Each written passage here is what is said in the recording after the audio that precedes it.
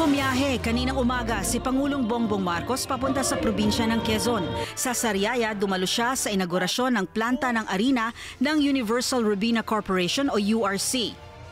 This only shows the mark that you have made to Filipino culture. Your commitment to producing quality food with this new plant.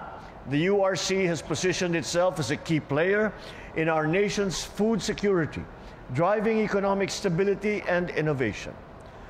Its capacity and technology will enable us to produce 3,500 metric tons of flour per day. Matapos ng inaugurasyon ay tumuloy ang Pangulo sa Lucena City. 11,497 certificates of condonation with release of mortgage o COCROM ang ipinamahagi niya ngayong araw para sa mga agrarian reform beneficiaries sa Quezon Province. 441.71 million pesos ang kabuoang halaga ng utang na nakondon para sa lalawigan. Matapos mamahagi ng COCROMs at mga titulo ng lupa, tumuloy si Pangulong Marcos sa Camp General Guillermo Nakar para bisitahin ang Southern Luzon Command. Nagbigay siya doon ng mga parangal sa ilang natatanging sundalo. Ang mga nabigyan ng Gold Cross Medal ay sina First Lieutenant Billy Canacan, Second Lieutenant Green Mark Agosto at Silver Cross Medal naman ang nakuha ni na Major Brian Oria at First Lieutenant Marjorie Ballesteros. At Bronze Cross Medal naman kay Technical Sergeant Nori Lomeda ng Philippine Air Force.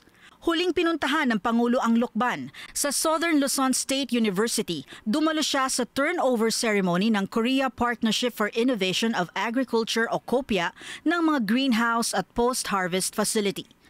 As of today, 20 greenhouses have been established across pilot villages here in Lukban, Quezon, in Lukban, Quezon, in Siniloan, Laguna, and Zaragoza in Nueva Ecija.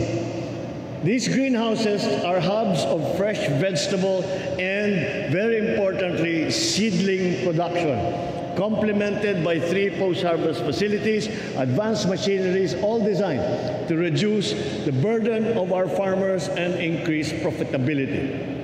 Bukod sa post-harvest facilities na tulong ng bansang Korea, tinuturuan din ang mga magsasaka ng mga makabagong paraan sa pagsasaka sa harap ng climate change at para makasabay rin sa global market.